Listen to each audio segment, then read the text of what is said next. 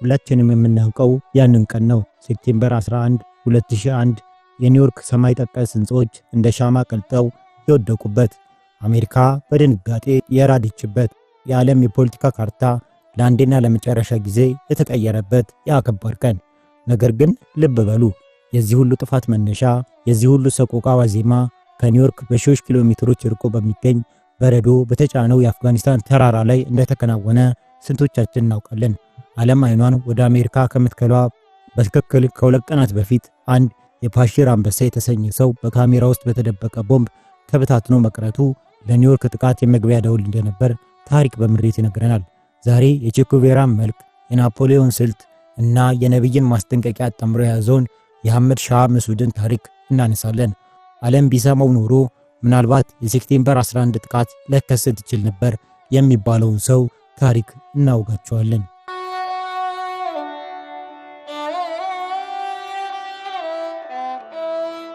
የታሪክ መዝገባችንን ወደ ኋላ ገለጥ አድርገን ስንመለከት የሰው ልጅ መጪውን ጥፋት እያየ እየሰማ ምልክቱ አፍንጫው ስር ድርቅ ብሎ እየታየ እንዴት በእንቅልፍ ልቦና ወደ ገደል እንደሚገሰግስ እንታዘባለን። በጥንቷ የግሪክ አፈ ታሪክ ውስጥ ካሳንድራ የምትባል ሴት ነበረች። የትሮይ ከተማ እንደምትወድም በጠላት እሳት እንደምትጋይ ትንቢት ትናገር ነበር። ግን ምን ያደርጋል፣ አማልክቱ አንድ መርገም አኑረውባት ነበር። ይኸውም እውነት ትናገሪያለሽ፣ ነገር ግን ማንም አያምንሽም የሚል እርግማን። ልክ እንደ ካሳንድራ ሁሉ በአንደኛው ክፍለ ዘመን መባቻ ላይ አንድ ሰው ተነስቶ ነበር። ከትሮይ ሳይሆን ከህንድ ኩሽ ተራሮች፣ ከግሪክ ሳይሆን ከአፍጋኒስታን የወጣ ዘመናዊው ካሳንድራ አህመድ ሻህ መስዑድ። ጊዜው አፕሪል 2001 ነው። ዓለም በሰላም እንቅልፍ ውስጥ ያለች ይመስላል። የኒውዮርክ መንትያ ህንፃዎች በኩራት ሰማዩን እየቧጠጡ ቆመዋል። አሜሪካ የዓለም ብቸኛ ኃይል ወይም ሱፐር ፓወር ሆናለች። በዚህ ወቅት በፈረንሳይ ከተማ በሚገኘው የአውሮፓ ፓርላማ ዘመናዊ አዳራሽ ውስጥ አንድ እንግዳ ትዕይንት ይታያል።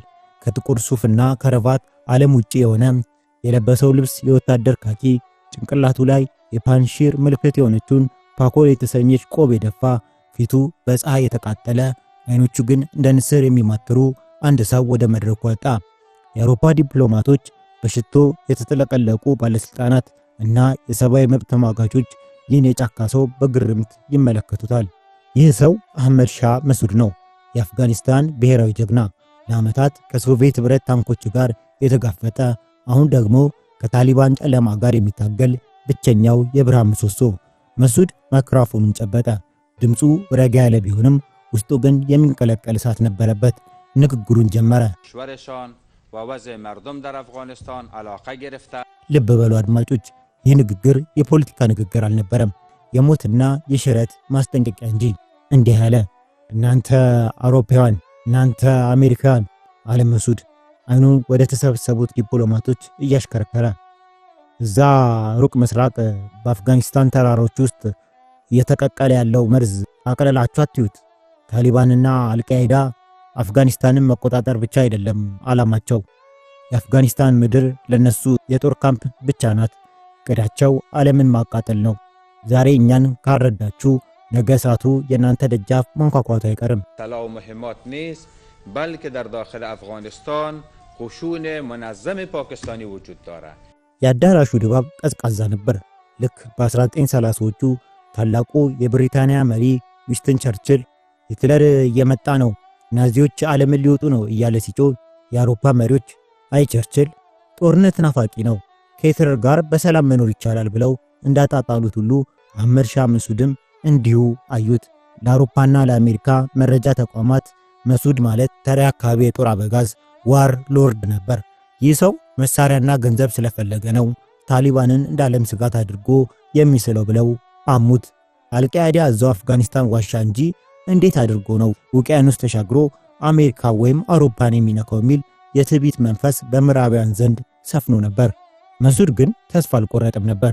ፓሪስ ውስጥ በሰጠው ጋዜጣዊ መግለጫ ላይ አንድ ጋዜጠኛ ጠየቀው፣ ኮማንደር የምትናገረው ነገር እውነት አደገኛ ነውን? አለው። መስዑድ ያንን የሚያምር ፈረንሳይኛ ቋንቋውን እየተጠቀመ እንዲህ አለው፣ እመነኝ፣ ኦሳማ ቢንላደን እና ጓደኞቹ አንድ ትልቅ እጅግ በጣም ትልቅ ነገር እያቀዱ ነው። መረጃው አለኝ። የአረብ ተዋጊዎች አፍጋኒስታንን እያጥለቀለቋት ነው። ይህ ማዕበል እኛ ጋር ብቻ የሚቆም አይደለም ሲል መለሰ። አስቡት፣ ይህ ማስጠንቀቂያ የተሰጠው በአፕሪል ወር ነበር፣ ከሴፕቴምበር 11 ጥቃት 5 ወራት ቀደም ብሎ። ዓለም ጆሮውን ባትዘጋ ኖሮ ያንን 3000 ንጹሃን የሞቱበትን እልቂት ማስቀረት ይቻል ነበር። ነገር ግን ታሪክ ጭካኔውን የሚሰራው በእንደዚህ አይነት የችለታ ወቅት ነው። መሱድ በብራሰልስና በፓሪስ ያደረገውን ቆይታ ሲጨርስ ልቡ በሐዘን ተሰብሮ ነበር። የምዕራቡ ዓለም በቴክኖሎጂ ቢራቀቅም መጪውን አደጋ በማሽተት ረገድ ግን አፍንጫው እንደተደፈነ ተረዳ። ማንም እንደማይደርስለት አወቀ። አውሮፓውያኑ በትህትና አዳምጠው ማስታወሻ ደብተራቸው ላይ ጫር ጫር አድርገው መልካም ዕድር ሚስተር መሱድ ብለው ወደ ቢሮአቸው ተመለሱ። እሱ ግን ወደ ፓሪስ ካፌዎችና ምቾት ሳይሆን ወደ አቧራው፣ ወደ ጥይትና ወደ ሞት ምድር፣ ወደ ፓሺር ተመለሰ። በዚህ ወቅት በአሜሪካ የሲአይኤ ቢሮዎች ውስጥ ስለ አልቃይዳ የሚወሩ ወሬዎች ቢኖሩም ማንም ሰው አንድ አፍጋኒስታዊ የጦር መሪ ስለ አሜሪካ ደህንነት ያስተምረናል ብሎ ለማመን ዝግጁ አልነበረም። ትዕቢት ሁሌም የውድቀት መጀመሪያ ናት ይባል የለም። አህመድ ሻህ መሱድ ወደ አፍጋኒስታን ሲመለስ ለአዛዦቹ የተናገረው ንግግር ልብን የሚሰብር ነበር። ብቻችንን ነን አላቸው። ዓለም እስኪነቃ ድረስ እስከምንችለው ድረስ በራሳችን አቅም እንከላከላለን ሲል ተናገረ። ነገር ግን የሰዓት ቆጣሪው እየሮጠ ነበር። ቲክ ታክ ቲክ ታክ። አፕሪል አለፈች፣ ሜይ ሄደ፣ ጁንም ቀጠለ፣ ጁላይም ተከተለ፣ ጁላይም ሄደ፣ ኦገስት ተከተለ። በመጨረሻም ያቺ የመርገም ወር ሴፕቴምበር መጣች። በፈረንሳይ ሀገር ከተማ ውስጥ አዳራሽ ውስጥ የተናገረው ትንቢት፣ በፓሪስ የተነፈሰው ማስጠንቀቂያ እንደ ጠዋት ጤዛ በፀሐይ ተኖ ጠፋ። ነገር ግን መሱድ የተናገረው ትልቅ ነገር እሱ ከገመተው በላይ በፍጥነት ወደ እርሱ እየመጣ ነበር። ያ በአውሮፓ ፓርላማ የሰጠው ማስጠንቀቂያ የራሱን የሞት ዋስትና የፈረመበት ድርጊት መሆኑን ያወቀ አይመስልም። ምክንያቱም ጠላቶቹ ኡሳማ ቢንላደንና ታሊባን ይህ ሰው ለአውሮፓውያን ምስጢራችንን እያወጣ ነው ብለው የሞት ቀኑን ወደፊት አቀረቡት። የአውሮፓ ጆሮ ሲዘጋ የአልቃይዳ ዓይን ግን ተከፍቶ ነበር እና ዓለምን ከማጥቃታችን በፊት አስቀድሞ የነቃውን ጠባቂ ማስወገድ እንዳለባቸው ወሰኑ። የፓሺሩ አንበሳ የአውሮፓን በር አንኳኩቶ ማንም አልከፍትለት ሲለው ወደ ዋሻው ተመልሶ የመጨረሻ ሕይወት ትግሉን ሊያደርግ ተዘጋጀ። ምን ሊፈጠር እንደሆነ ግን ማንም ምንም አላወቀም ነበር።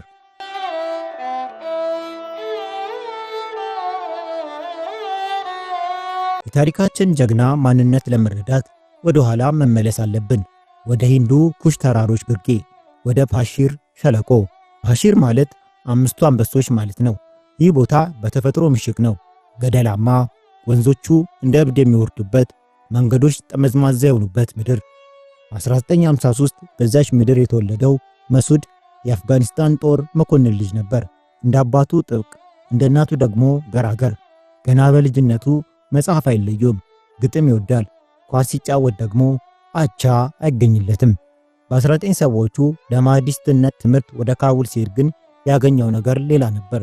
ካቡል በወቅቱ ሴቶቹ ሚኒስከርት ለብሰው የሚሄዱባት ዘመናዊነት የፈነዳባት ከተማ ነበረች። መሱድ ግን ይህ ዘመናዊነት ከአፍጋን ባህልና እስልምና ጋር እንዴት እንደሚታረቅ ግራ ይገባው ነበር። እዚሁ ጋር ነው የመሱድ እንቆቅልሽ የሚጀምረው። ሴቶች እንዲማሩ ይፈልጋል።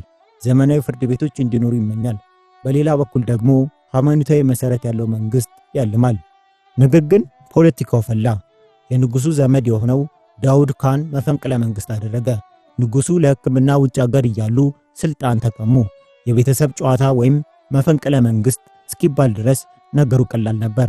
አዲሱ ፕሬዝዳንት ግን እስላማዊ እንቅስቃሴዎችን ማፈን ሲጀምሩ መሱድና ጓደኞቹ በኋላ ጠላት የሆነው ጉልቡዲን ሄክማይታር ጨምሮ አመጹ። አመጹ ከሸፈ። መሱድ ወደ ፓኪስታን ሸሸ። ስደት ግን ለሱ ትልቅ ትምህርት ቤት ሆነች። የሽምቅ ውጊያን፣ ጉሪላ ዋርፌርን በበዛ ተማረ። እንዴት ማጥቃትና እንዴት መሰወር፣ እንዴት ማሸነፍ እንዳለበት ቀሰመ።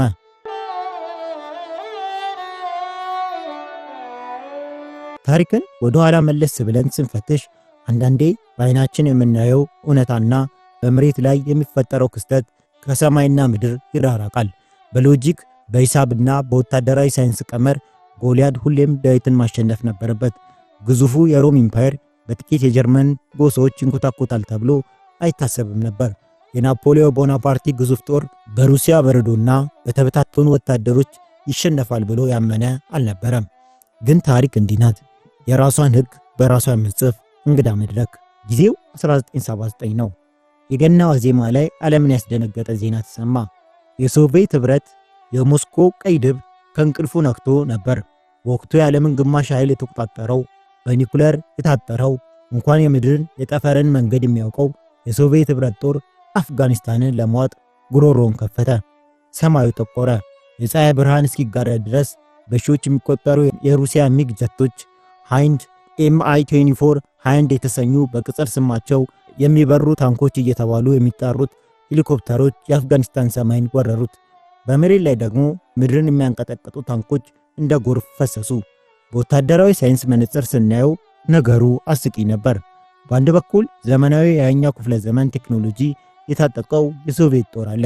በሌላ በኩል ደግሞ ካባ የለበሱ በጫማ ምትክ ነጠላ ጫማ ያደረጉ መሳሪያቸው ያረጀ የብረት ጠመንጃ የሆነ መገናኛ ሬዲዮ ሳይሆን የፈረስ መልእክተኛ የሆኑ ገበሬዎች አሉ። ይህ ጦርነት ሳይሆን የጅምላ ጭፍጨፋ እንደሚሆን ዓለም ፈረደች። ነገር ግን ልብ በሉ፣ እነዚህ ገበሬዎች አንድ ሰው ነበራቸው፣ አንድ አርክቴክት፣ አህመድ ሻህ መሱድ። መሱድ ይህንን ግዙፍ ጎልያድ ፊት ለፊት መግጠም ማለት ራስን ማጥፋት እንደሆነ ገና ድሮ ገብቶታል። ስለዚህ የራሱን ሕግ ፈጠረ። ጦርነቱን ከሜዳ ወደ ተራራ፣ ከቀን ወደ ሌሊት፣ ከጉልበት ወደ ጥበብ ቀየረው። ወደ ፓሺር ሸለቆ እንሂድ። ፓሺር ማለት ለመሱድ እንደ ስፓርታውያኑ የተርሞፕሌ ጠባብ መተላለፊያ ናት፣ ተፈጥሮ ያጠረችው ምሽግ። መሱድ የሶቪየት ጦርን ወደዚህ ወጥመድ ጋበዛቸው። የሶቪየት ጀነራሎች በትምህርት ቤታቸው እንደተማሩት ቀጥታ ውጊያ ወይም ኮንቬንሽናል ዋር ፈለጉ። ታንኮቻቸውን አስገስግሰው የፓሺርን ወንዝ ተከትለው ገቡ። መሱድ ግን እዛ አልነበረም። እሱና ተዋጊዎቹ እንደ ንስር ተራራው ጫፍ ላይ ሆነው ቁልቁል ይመለከታቸዋል። ልክ የሶቪየት ኮንቮ ነዳጅና ጥይት የጫኑ መኪኖች በጠባብ መንገድ መሃል ሲደርሱ ሲኦል ይከፈታል። ከመሬት በታች የተቀበሩ ፈንጂዎች ይፈነዳሉ። ከተራራው ጫፍ ላይ አነጣጥሮ ተኳሽ ወይም ስናይፐሮች የሩሲያን አዛዦች ይለቅሟቸዋል። ድንጋዮች እንደ ዶፍ ከተራራ ያወርዳሉ። ያ ግዙፍ የሶቪየት ጦር በጠባብ መንገድ ላይ መሽከርከር እንኳን አቅቶት ተጨናነቀ። የሚበሩ ታንኮች የተባሉት ሄሊኮፕተሮች እንኳን በጠባብ ሸለቆ ውስጥ መግባት አልቻሉም። ምክንያቱም መሱድ በተራራው አናት ላይ የጸረ አውሮፕላን መሳሪያ ጠምዶ ይጠብቃቸዋል። ይህ ስልት ሽምቅ ውጊያ ይባላል። መሱድ በፓኪስታን ስደት በነበረበት ወቅት ከማኦ ዜዶንግ፣ ከቼጉቬራ፣ ከሆቺሚኒ የጦርነት ስልቶች በመቅዳት የራሱን አፍጋናዊ ቅመም ጨመረበት። ፍልስፍናው ቀላል ነው። ጠላት ሲያጠቃ ሽሽ፣ ሲያረፍ አውከው፣ ሲደክመው ምታው፣ ሲሸሽ አሳደው የሚል ነበር። ሶቪየቶች አበዱ። በብስጭት ጸጉራቸውን ነጩ። አንድ ጊዜ አይደለም፣ ሁለት ጊዜ አይደለም፣ 9 ጊዜ። ልብ በሉ 9 ጊዜ ግዙፍ ወታደራዊ ዘመቾች አደረጉ። ዓላማው አንድና አንድ ነው። ያንን አህመድ ሻህ መሱድ የሚባል ሰው ይዛችሁልን ኑ ወይም ሬሳውን አምጡ የሚል ትዕዛዝ ከክሬምሊን ቤተ መንግስት ይተላለፍ ነበር። በአንዱ ዘመቻ ላይ የሶቪየቶች ልዩ የኮማንድ ጦር መርዝ ጋዝና እጅግ ዘመን የሆኑ የሳተላይት መረጃዎችን ተጠቅመው ፓሺርን ወረሩ። መሱድ ግን መረጃው አስቀድሞ ደርሶት ነበር። ህዝቡን ወደ ዋሻዎቹ አስገባ። ወታደሮቹን በተራራው ላይ በተበተኑ ትናንሽ ቡድኖች ከፋፈለ። ሶቪየቶች ባዶ ከተማ ተቆጣጠሩ። ድል ያደረጉ መሰላቸው። ነገር ግን ሌሊት ሲሆን ድንጋዩ፣ ዛፉ፣ ነፋሱ ሁሉ መሳሪያ ሆነባቸው። ከመኝታቸው ሲነሱ የጓደኞቻቸው አስክሬን ያገኛሉ። በሶቪየት ወታደሮች ዘንድ ፓሺር የሚለው ስም የሞት ሸለቆ የሚል ትርጉም እስኪሰጥ ድረስ በፍርሃት ተርበተበቱ። መሱድ የጦር ሜዳ አዛዥ ብቻ አልነበረም፣ እሱ የሎጂስቲክስ ጠበብትም ነበር። አፍጋኒስታንን ከሶቪየት ኅብረት ጋር የሚያገናኘውን ዋና የደም ቧንቧ የስላንግ ዋሻ ይባላል።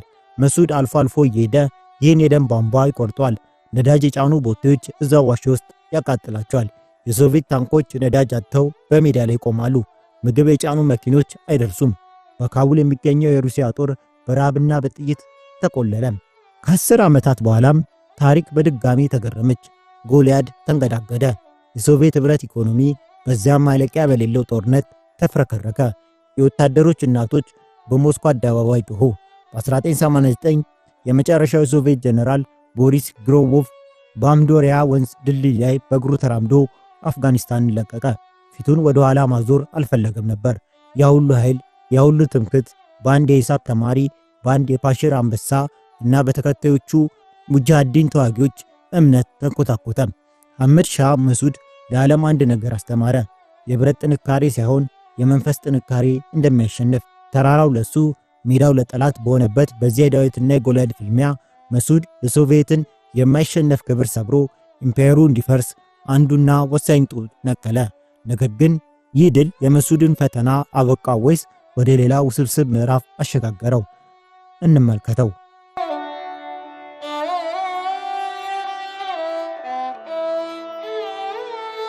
ብዙ ጊዜ ህይወት እንደ ግሪክ ትራጀዲ ተውኔት ናት። ደስታና ሰቆቃን በአንድ ሳንቲም ሁለት ገጽታዎች ላይ አተማ ታቀርብልናለች። አንድ ጨካኝ ባዕድ ጠላት በጋራ ክንድ ማባረር ቀላል ሊሆን ይችላል። ነገር ግን ያ የተባበረ ክንድ ጠላት ሲጠፋ ወደ ራሱ ሲዞር፣ ወንድም ወንድሙ ላይ ካራ ሲስል፣ የነጻነት አየር ወደ እርስ በርስ ጦርነት ጭስ ሲቀየር ማየት ይህ ለሰው ልጅ ሊና የሚከብድ እውነት ነው። ፈረንሳዮች በ1789 አብዮት ካደረጉ በኋላ ንጉስን አስወግረው የራሳቸውን ልጆች በግሉትን መቅላት እንደጀመሩት ሁሉ አፍጋኒስታንም ከሶቪየት መውጣት በኋላ ያገጠማት ይህንኑ የመሰለ የሰይጣን ድግስ ነበር። ጊዜው 1992 ነው። የሶቪየት ቀይ ጦር ጓዙን ጠቅልሎ ወጥቷል። የአፍጋኒስታን ህዝብ አልሐምዱሊላህ ነጻነት መጣ እልል አለ። የሙጃሂዲን መሪዎች በድል አድራጊነት ወደ ካቡል ገቡ። አህመድ ሻህ መሱድ የአይፓሽሩ ጀግና አዲሱ የመከላከያ ሚኒስትር ሆኖ ተሾመ። የሱ ህልም አንድ ነበር፣ ሁሉንም የአፍጋኒስታን ጎሳዎች ታጂክ፣ ፓሽቱን፣ ኡዝቤክ፣ ሃዛራ ያካተተ አንድ የጋራ ዲሞክራሲያዊ መንግስት መመስረት። ነገር ግን ልብ በሉ፣ ስልጣን አስካሪ መጠጥ ነው። በተለይ በጠመንጃ ፈሙዝ የመጣ ስልጣን።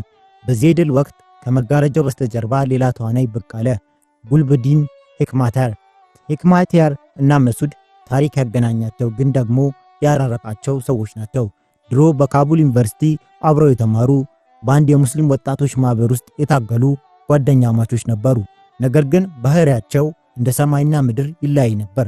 መሱድ ለዘብተኛ፣ አሳታፊና ምሁራዊ ዘቤ ያለው ሲሆን ሄክማቲያር ደግሞ እጅግ አክራሪ፣ ስልጣን በህዝብ ምርጫ ሳይሆን በጉልበት እንደሚገኝ የሚያምን፣ ከፓኪስታን የስለላ ድርጅት ጋር የጠበቀ ቁርኝነት ያለው ሰው ነበር። መሱድ ካቡልን ሲያስተዳድር ሄክማቲያር ከከተማው ጫፍ ላይ ሆኖ ጦርነት አወጀ። ወይ እኔ ብቻዬን እገዛለሁ ወይም ካቡልን አመድ አደርጋታለሁ የሚል የሚመስል ጨካኝ እርምጃ ወሰደ። ካቡል ያቺ የምስራቅ ፓሪስ እየተባለች ትጠራ የነበረችው ውብ ከተማ በገዛ ልጆቿ እሳት ነደደች። ሄክማቲያር በየቀኑ በሺዎች የሚቆጠሩ ሮኬቶችን ወደ ከተማዋ ይተኩሱ ነበር። ኢላማው ወታደራዊ ካምፕ አልነበረም፣ ገበያዎች፣ ትምህርት ቤቶች፣ ሆስፒታሎችና የመኖሪያ መንደሮች እንጂ። መሱድ ተጨነቀ። ከሶቪየት ጋር በተራራ የተዋጋው ጀግና አሁን በከተማ ውስጥ ከወንድሙ ጋር መዋጋት አስጠላው። ነገር ግን ከተማዋና ህዝቡን ለመታደግ የመከላከያ ምሽግ ገንብቶ ተፋለመ። ይህ ወቅት የአፍጋኒስታን የጨለማው ዘመን ወይም ዳርክ ኤጅ ተብሎ ይጠራል። ሙስሊሙን የሚገድልበት፣ ነፃ አውጪው ወደ ጨቋኝነት የተቀየረበት የታሪክ ምዕራፍ። በዚህ ምስቅልቅል የዚህ ደም ጎርፍና ተስፋ መቁረጥ ውስጥ ነው አንድ እንግዳ ቡድን በደቡብ በኩል ብቅ ያለው። ታሊባን ማለት በቋንቋው ተማሪዎች ማለት ነው። ከፓኪስታን ድንበር አካባቢ ካሉ የሃይማኖት ትምህርት ቤቶች መድረሳ የተገኙ አብዛኞቹ ወላጅ አልባ የሆኑ እና ዓለምን ጥቁርና ነጭ አድርገው የሚያዩ ወጣቶች። መሪያቸው ሙላ ኡማር የተባለ አንድ አይኑ የጠፋ ሰው ነበር።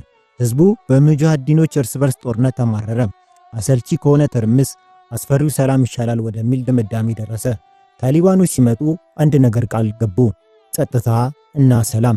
ልክ በ1930ዎቹ ጀርመን ህዝቡ ከኢኮኖሚ ቀውስ ለመውጣት ነፃነቱን ለሂትለር አሳልፎ እንደሰጠው ሁሉ አፍጋኒስታንም ከሮኬት ናዳ ለመዳን ሲሉ ነፃነታቸውን ለታሊባን አስረከቡ። በ1996ም ታሊባን እንዳውሎ ንፋስ ጠራርጎ መጣ፣ ካቡልን ተቆጣጠረ። ነገር ግን ይዞት የመጣው ሰላም የመቃብር ሰላም አልነበረም። ሙዚቃ ተከለከለ፣ ቴሌቪዥን ተሰበረ፣ ሴቶች ከቤት እንዳይወጡ ታገዱ፣ ወንዶችም ጺም ካላሳደጉ ይገረፉ ነበር። ስታዲየሞች የእግር ኳስ መጫወቻ መሆናቸው ቀርቶ የሰው እጅ የሚቆረጥባቸውና የሚገደሉባቸው ቦታዎች ሆኑ። አህመድ ሻህ መሱድ ካቡል በታሊባን እጅ ከመውደቋ በፊት አንድ ታሪካዊ ውሳኔ ወሰነ። ከተማዋ በውጊያ እንዳትወድም እና ተጨማሪ ደም እንዳይፈስ ጦሩን ይዞ ወደ ሰሜን ወደማይደፈረው ፓንሽር ምሽግ አፈገፈገ። አሁን ነገሮች ግልጽ ሆኑ። አፍጋኒስታን በሁለት ተከፈለች። 90% መሬት በታሊባን ጨለማ ስር ሲሆን በሰሜን ምስራቅ የምትገኘው ጠባቧ ግዛት ደግሞ በመሱድ ትመራ ነበር። ይህ ስብስብም የሰሜን ህብረት ተባለ። መሱድ ከድሮ ጠላቶቹ ከጀነራል ዶስትም እና ከሌሎች ጋር ሳይወድ በግድ እጅና ጓንት ሆነ። ምክንያቱም የጋራ ጠላታቸው ከባድ ነበርና። ነገር ግን ታሊባን ብቻውን አልነበረም። እዚህ ጋር ነው የዓለም ታሪክ የሚቀየረው። አንድ ስደተኛ ከአረብ ሀገር የተባረረ ሀብታም አፍጋኒስታን ውስጥ ጠንካራ የኋላ ደጀን አገኘ። ኦሳማ ቢንላደን፣ የአልቃይዳው መሪ። ቢንላደን ለታሊባን ገንዘብ፣ ዘመናዊ መሳሪያ፣ በአረብ ሀገራት የተዋጉ ልምድ ያላቸው ጨካኝ ተዋጊዎችን ሰጣቸው። በምላሹ ታሊባን ለቢንላደን መሸሸጊያና የስልጠና ቦታ ሰጠው። መሱድ ይህን አደገኛ ጋብቻ ቀድሞ አየ። በፓሽር ተራራ ላይ ሆኖ በቴሌስኮፕ ሲመለከት የሚዋጋው ከአፍጋን ወንድሞቹ ጋር ብቻ ሳይሆን ቋንቋው ከማይገባው ፊታቸው ከተሸፈነና ዓላማቸው ዓለምን ማጥፋት ከሆነ የውጭ ኃይሎች ጋር እንደሆነ ተረዳ። ይህ የእርስ በርስ ጦርነት አይደለም አለ መሱድ። ይህ የአፍጋኒስታን ወረራ ነው። እየወረሩን ያሉት ደግሞ ፓኪስታንና አልቃይዳ ናቸው። መሱድ እንደገና ብቸኛ ሆነ። ከፊት ለፊቱ በገንዘብና በመሳሪያ የጠገበው የታሊባን የአልቃይዳ ቅንጅት አለ። ከኋላው ደግሞ የደከመ ተስፋ የቆረጠ ሕዝብ አለ። ዓለም ደግሞ ፊቷን አዙራለች። በዚህ ተስፋ አስቆራጭ ሰዓት መሱድ ወደ አውሮፓ ለመሄድ ዓለምን ለማስጠንቀቅ ሻንጣውን ማዘጋጀት ጀመረ። የሰሜን ህብረት የመጨረሻው አፍጋኒስታን ተስፋ፣ የመጨረሻው ነፃነት ቅሪት ሆነ። መሱድ ባይኖር ኖሮ አፍጋኒስታን ሙሉ በሙሉ የሽብርተኝነት መፈልፈያ ትሆን ነበር። ነገር ግን የክፋት ኃይሎች መሱድ ለዓለም ያጋለጠው ሚስጥር ሊያስቆሙት ቆርጠው ተነሱ። ቀጣዩ የህይወት ምዕራፉ ግን አሳዛኝ ፍጻሜ አስከተለበት። እንመልከተው። ሞት ብዙ ጊዜ አስፈሪ መልክ ይዞ ጦር ሰብቆ በሰረገላ ተቀምጦ ይመጣል ብለን እናስባለን። ነገር ግን ታሪክን ስንመረምር የሰው ልጅ ታላላቅ ጀግኖች የወደቁት ጠላትን በናቁበት ወይም ወዳጄ ነው ብለው በተቀበሉት እጅ ነው። በግሪክ አፈ ታሪክ የማይደፈረው የትሮይ ከተማ ያፈራረሰው ከውጪ የተተኮሰ ድንጋይ ሳይሆን ስጦታ ተብሎ ወደ ከተማ የገባው የእንጨት ፈረስ ነበር። ልክ እንደ ትሮይ ፈረስ የአፍጋኒስታን ነፃነት የመጨረሻው ምሽግ የነበረው አህመድ ሻህ መሱድም የተሰበረው በወዳጅነት ፈገግታና በጋዜጠኛነት ካባ ተሸፍኖ በገባ የትሮይ ፈረስ ነበር። ቀኑን ልብ በሉልኝ፣ ሴፕቴምበር 9 2001 ዓለምን ከቀየረው የሴፕቴምበር 11 ጥቃት በትክክል ከሁለት ቀናት በፊት። ቦታው በሰሜን አፍጋኒስታን ነው። ከአሙ ዳሪያ ወንዝ አቅራቢያ በምትገኘው ካውጃ ባሁዲን የተባለች አቧራማ መንደር ናት።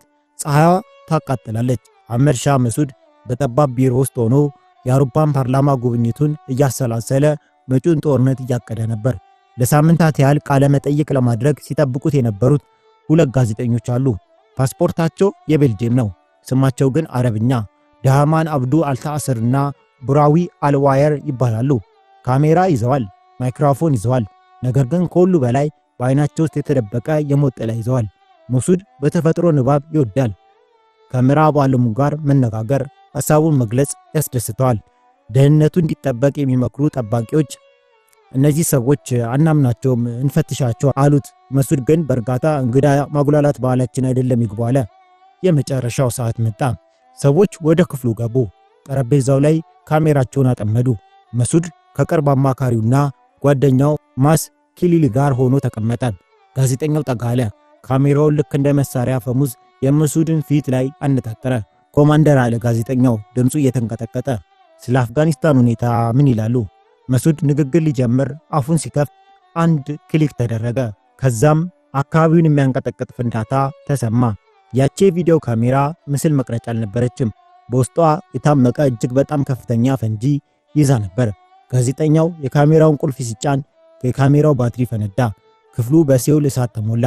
የፍንዳታው ኃይል ጋዜጠኛውን እዛው ብናኝ አደረገው። አህመድ ሻህ መሱድ ደረቱ ላይ እና ፊቱ ላይ በከባድ ሁኔታ ተመታ። ክፍሉ በጭስ ታፈነ። የባዱ ሽታ አፍንጫው ይወጋል። ጠባቂዎቹም በሩን በርግደው ሲገቡ ያዩትን ማመን አቃታቸው። 9 ጊዜ የሶቪየት ጦርን ያሸነፈው፣ በሺህ የሚቆጠሩ ጥይቶች የሳቱት ያ የማይሞት ሰው በደም ተዘፍቆ ወድቋል። ሁለተኛው ጋዜጠኛ በሕይወት የተረፈው ለመሸሽ ሞከረ፣ ግን አልቻለም። በጥይት ተመታ። መሱድን አፋፍሰው ወደ ሄሊኮፕተር ወሰዱት። ወደ ታጂኪስታን ሆስፒታል ለማድረስ በረሩ። ነገር ግን ነፍሱ ከስጋው ለመለያየት ቀጠሮ ይዛ ነበር። ሄሊኮፕተሯ ውስጥ የአፍጋኒስታን ሰማይ ላይ ያለ የፓሹሩ አንበሳ የመጨረሻው እስትንፋስ ተነፈሰ። ከዚህ ዓለም በሞት ተለየ። ተመልካቾች፣ ይህ ግድያ እንዲሁ በአጋጣሚ የተፈጠረ ነው ብላችሁ እንዳታስቡ። ይህ በዓለም ታሪክ ታይቶ የማይታወቅ የቼዝ ጨዋታ ጌም ነበር።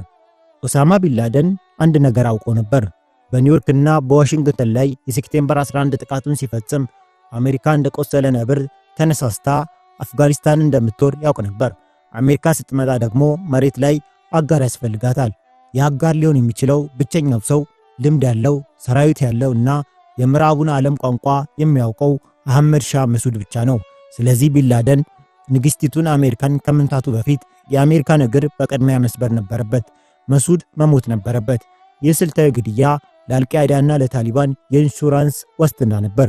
በመጨረሻም ታሪክ እጅግ የሚገርም ግን ደግሞ ልብን የሚሰብር ምጸት አሳየች። መሱድ ለአውሮፓውያን ተዘጋጁ፣ እሳት እየመጣ ነው ብሎ አስጠነቀቀ። ለነሱ ግን አብዳል አሉት። ያ ያስጠነቀቀበት እሳት መጀመሪያ እሱን በላው። ከሁለት ቀናት በኋላ ደግሞ የዓለም የንግድ ማዕከል ወርልድ ትሬድ ሴንተርን አወደመው። ዓለም ከእንቅልፏ ስትነቃ ረፍዶ በጣም ዘግይቶ ነበር።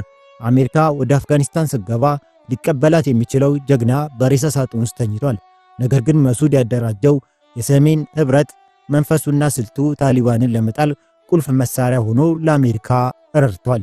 አህመድ ሻህ መሱድ መጽሐፍና ጠመንጃን ያፈቀረው፣ ግጥምና ባሩድን ያዋሃደው፣ በዘመናዊ ካሜራ የተገደለው የጥንታዊ ሸለቆ ጀግና የሴፕቴምበር 11 የመጀመሪያው ሰለባ ሆኖ አለፈ። እንግዲህ የመሱድ ታሪክ ይህን ይመስል ነበር። ማስጠንቀቂያው ያልተሰማለት ነቢይ፣ በገዛ ትንቢቱ እሳት የነደደው ጀግና። የመሱድ ታሪክ ይህን ይመስል ነበር። አብራችሁን ስለነበራችሁ እናመሰግናለን።